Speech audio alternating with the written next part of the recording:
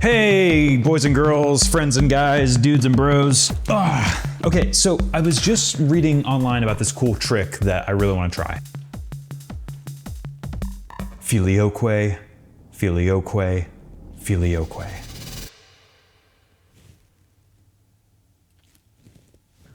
I was told that if I did that, I would magically conjure up a comment war between the Ortho Bros and the Trad Caths. If you don't get that joke, it's because you're a Protestant and you don't study church history.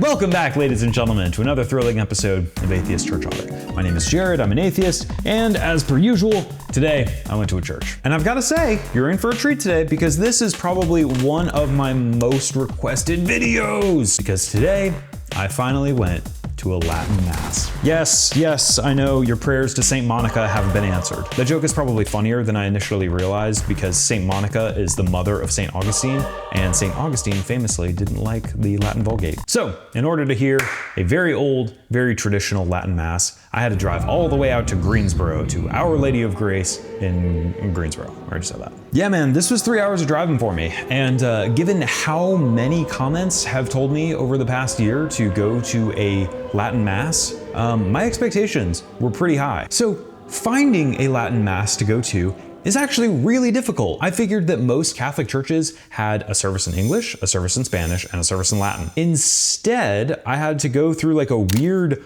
auxiliary website to, like latinmasstracker.org or something. And then it's like, okay, well, this church does it on every third Wednesday of the month. This church does it on every first and second Sunday of the month. And then the only church that has a Latin Mass going on today is all the way out in Greensboro. And so when I go to confirm on Our Lady of Grace's website, they actually have like a blurb that says that they can't advertise the Latin Mass. Oh, and there was an extra step in there because when you're clicking through the different kinds of Latin Masses, there's multiple kinds of Latin Masses. So trying to figure out like which kind of Latin Mass I needed to go to was kind of annoying. But we sifted through the weeds and we landed on a Tridentine, I don't know, Mass, because that is the kosher Latin Mass. To kind of set the stage for all of this, because I feel like I have to give a tiny bit of history for this to make any sense at all. Up until Vatican II in the 1950s, 1960s, the Catholic Mass all around the world was given in Latin. So the Second Vatican Council is arguably the most impactful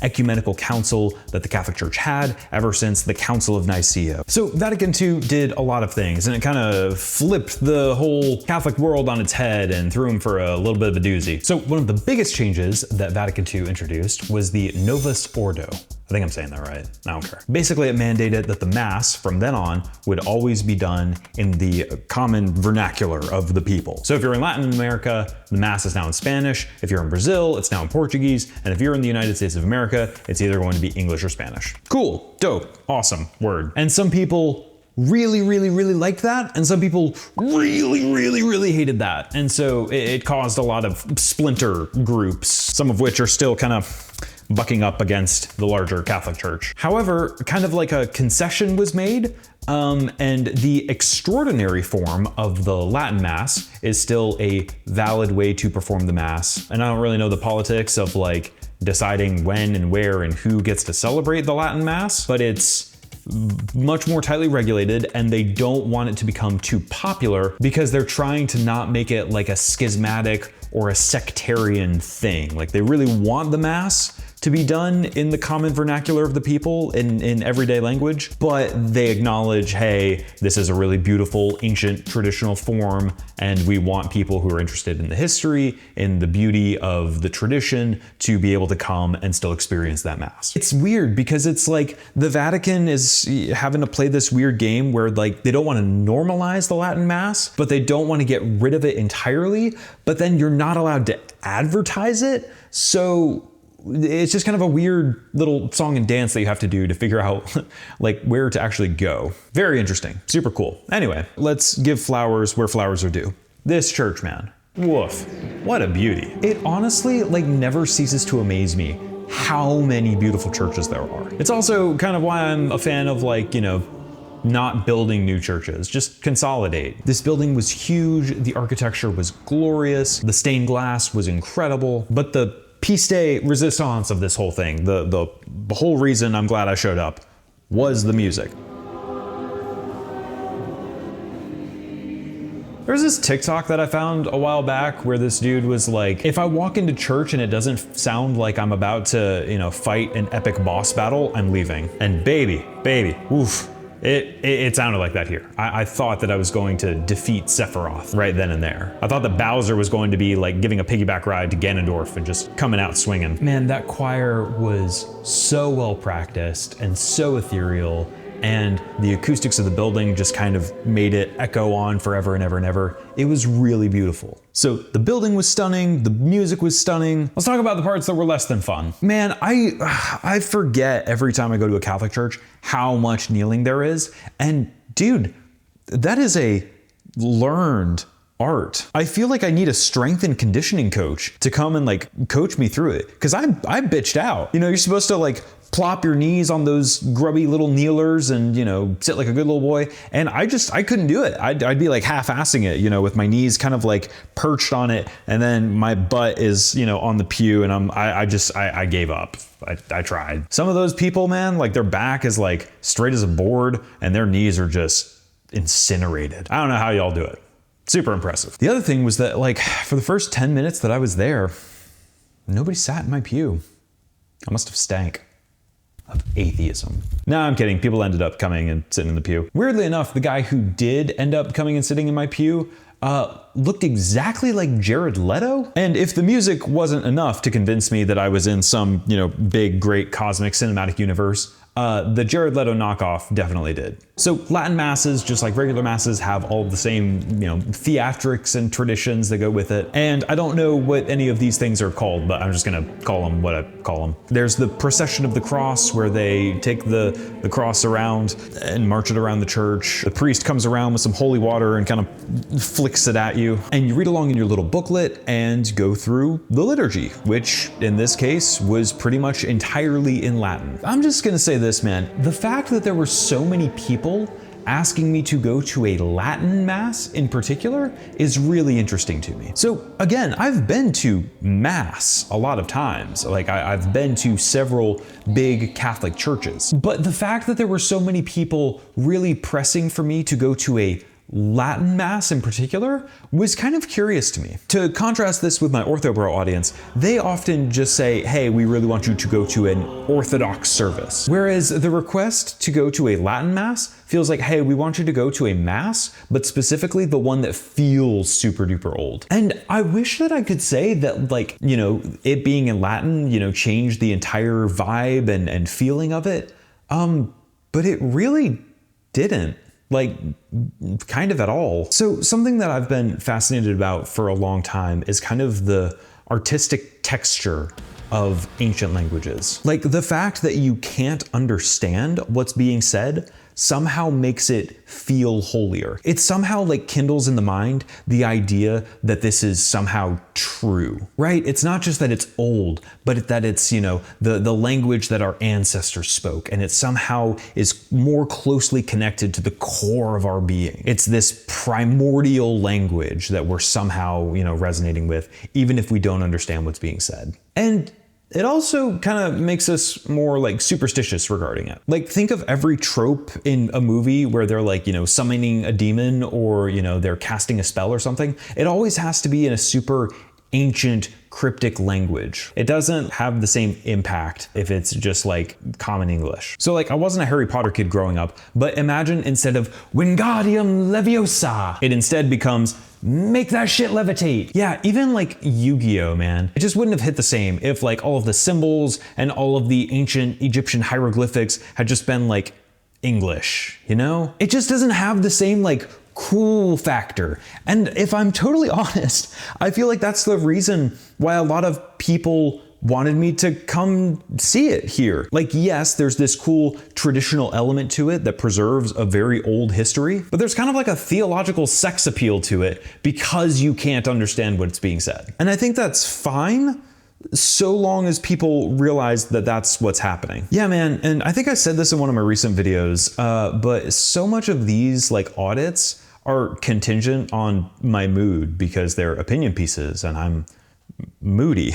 As I was sitting through the service though, I was honestly like in a really piss poor mood, and I was really planning on like coming home and just bitching about this whole thing. Because yes, it is super cool that they've preserved this very old tradition. This current liturgy is kind of like stamped in time from the 1200s from what I understand. Like it was codified in the Council of Trent in the 16th century, I think, but it represents a primarily 13th century liturgy. Super cool. And I love the idea of spirituality and any religious tradition having this long, beautiful history to draw from. Stuff that harkens back to the great cloud of witnesses who came before you. That's always 2 thumbs up. But my reservation with any ancient tradition is the fact that it always runs the risk of just becoming tradition. And I think the most beautiful forms of Christianity or just religion in general that I've seen find a way to sandwich together the beauty of the tradition and the very immediate, very real, very personable reality of the religion in your own life. And you find a way to sandwich those two together and whoop-de-doo, you got a great religious person. Hopefully, maybe, I don't know. So I don't really know why any of that put me in a bad mood. Maybe I just had the idea in my mind, the way in which, some people will like fetishize certain languages or ancient vibes. I don't really know how to describe this, but like ancient languages kind of become their own aesthetic, and like different languages and different ancient customs and cultures associated with those languages kind of become their own like aesthetic texture. Case in point, like the Black Hebrew Israelites, they get really into Hebrew and, they want to read the Torah in the original Hebrew. And in addition to that, they have their own creative takes on like, Levitical garb and stuff like that. But like when you zoom out, it just feels like they're just kind of fetishizing, ancient Hebrew culture. I see all the time, trad caths on Instagram who are like fetishizing the era of the Crusades and King Baldwin IV of Jerusalem. And I am 1000% guilty of this myself because I fetishize the ancient Greek culture. I definitely don't write, handmade manuscripts to my Patreon supporters or anything. That'd be stupid. But I think my concern is that like it runs the risk of it kind of becoming more important than the personal spirituality element of it. There just seemed to be the sense of kind of like, oh yeah, this is like the cool kid club. This is refined Catholicism, the OG Catholicism. Yeah, I don't know. Maybe I'm just an asshole contrarian, and the fact that people asked me to go do this makes me spiteful and made me not want to go. No, the other thing that kind of put me in a bad mood was the priest's homily. Because like all of this is so beautiful and it's so lush and it's so glorious. And then the priest's sermon just fell flat. Catholic homilies are always really short. They're like 10 or 15 minutes. And he like, cracks a couple of jokes about, well, you can binate and you can trinate, but you can't fornicate. And then he spent like some time talking about Tom Brady and how like Tom Brady got divorced from his wife. He said something along the lines of like, well, Tom Brady spent all this money on his nutrition and on his diet and exercise regimen. But, at the end of the day, he divorced his wife. What does a man profit if he gains the whole world but loses his soul? Let's pray for him. And 2 things. 1, I am petrified of becoming someone's sermon illustration. And I know that it's happened before. And if you're a pastor watching this, stop it. I just hate the tone of this kind of like finger wagging and like, come on guys, let's do better. Because just like the atmosphere in the room, it felt like all of this is so incredibly beautiful and it should inspire you to a life of piety and generosity and love and compassion. And instead, in a lot of the Catholic churches that I've visited, it just kind of feels like a cultural custom that a lot of, kind of casual Catholics go to and appreciate. And they're like, oh yeah, it was cool. Give a round of applause for the, 800-year-old history. And the priests either seem bored or they're a little bit more conservative and they're trying to like rally the troops. Like, come on guys, let's not fornicate.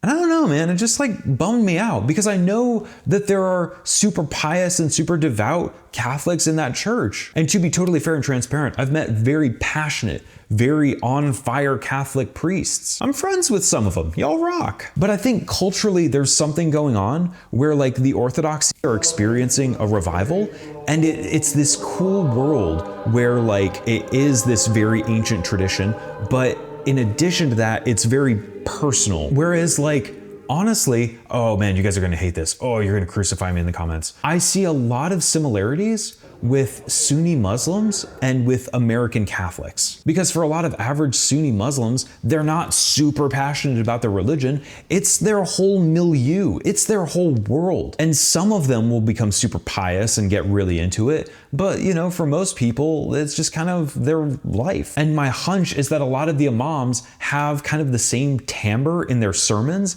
as Catholic priests do, where it's like, come on guys, we gotta take this seriously. Let's come on, perk up and try to live holy. And to dish it out to the Orthodox as well, my hunch is that in, you know, traditionally Orthodox communities and countries, it's going to be the same thing there. But here, because you have a slew of converts to Orthodoxy, it's fresh and new to them, and they're super zealous for it, and they're passionate. And then with, you know, kind of liberal or progressive traditional denominations, your Episcopalians, your PCUSA, your United Church of Christ, with them, they do feel super passionate. It's just that they're not passionate primarily about the history of it, and they're not super primarily passionate about the rule keeping. They're predominantly passionate about, you know, living Christ-like. If I'm totally honest, I still just kind of feel this like tension and this, I don't know, problem with kind of casual Catholics. I'm a quarter Italian. I'll give myself this pass. You know, it's like the big Italian family. You watch football, you go to church on Sunday. And it's just kind of like a cultural thing rather than like a deep-seated spirituality. You know, going to church is like a family affair. You wear the crucifix and it kind of looks cool, but you're not like parsing through the book of Galatians every Tuesday night trying to really figure out how Paul wants you to live. You're partying, you're sleeping around. It's just kind of a casual thing, you know? And I think I used to have a lot more resentment for those types of casual Christians than I do now. And I think that was primarily rooted in my own vestigial, I don't know, austerity. I don't know, something like that. So I think I'm here for all of it. And I think that this is a really cool service and a really cool tradition. And I love all of it. I would just caution people that, like, you know, don't let the form factor be the thing that takes precedent over your spirituality and your personal walk with Jesus or whatever. And don't let the pride of feeling like you have a more traditional or historical form of faith take precedent over loving God. Oh, little atheist preaching a sermon. Oh, like, the heart of the matter that I'm trying to get at is this.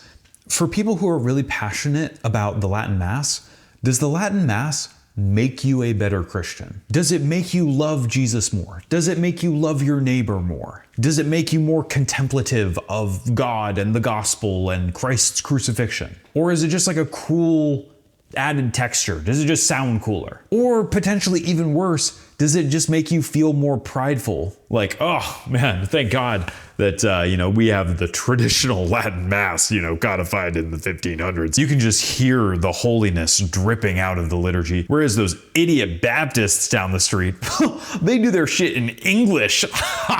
And that's like such insane hyperbole, and nobody actually thinks or feels that way. But I feel like I need to parody it to just make it super obvious what I'm worried about taking place. Now, if you can say in transparency and in honesty that the fact that it's in Latin reminds you that this is not a, predominantly American religion, it's not white Jesus riding along in a Cadillac, and the fact that it's in Latin reminds you of that and reminds you of, the incredible history and lineage from the apostles down to the modern day, if it being in Latin reminds you of all of that, wonderful, beautiful, send it. But if it just feels like a theological accoutrement that's going to make you more prideful, then I would question its utility. Because again, it's not like you don't already have Mass, right? It's not like you don't already have the Eucharist. It's not like you don't already have the communion of the saints. And I'm probably making like a way bigger deal out of this than I should be. I think it's literally just the fact that so many people were begging me to go to a traditional Latin Mass that it made me feel like, do you guys not think that the regular Mass is sufficient? So yeah, I don't know, man. It's late. It's really late. It was good. It was good, but not great. I don't know. I think it was great. It was good. Made me happy. Yeah. So anyway, I don't know. Maybe this was a nothing burger.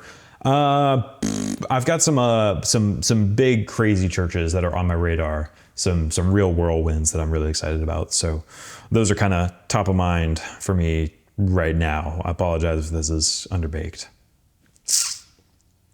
But anyway, my name is Jared. I'm an atheist. Go to church.